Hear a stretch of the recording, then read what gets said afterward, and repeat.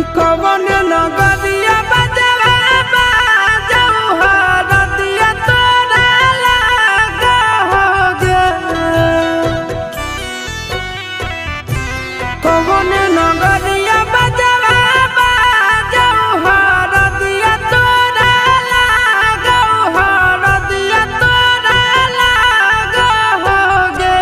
जानूगे सुनी के कर जा हमर फाटो हो दरदिया कोई नहीं बाटो होगे। जानूगे सुनी के कर जा हमर फाटो हो दरदिया कोई नहीं बाटो होगे।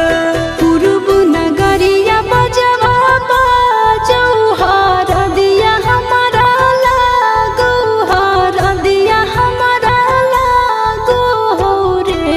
सोना रे घरवा के लोगा बहई मनवा मड़वा बैठी डाटो रे। सोना रे घरवा के लोगा बहई मनवा मड़वा बैठी डाटो रे।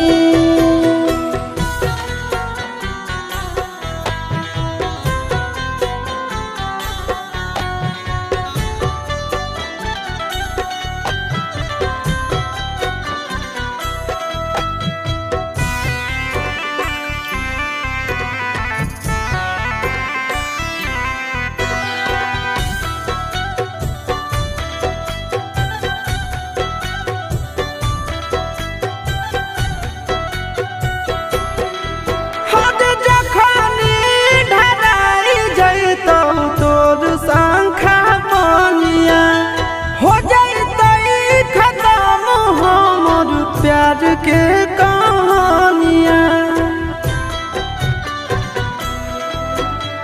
बुझे मजबूरी नहीं है हमर कसूर रे।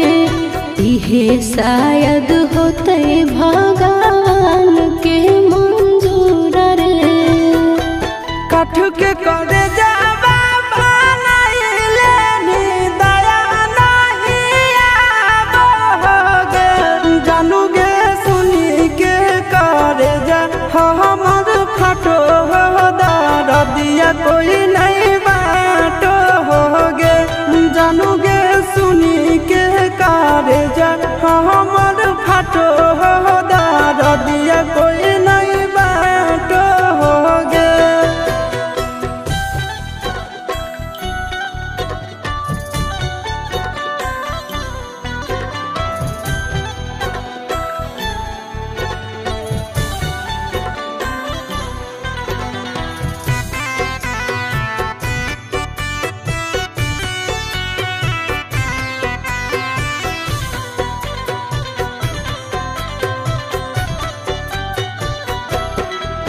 आगे तोरे नाम धड़को है दिल के धड़कनवा।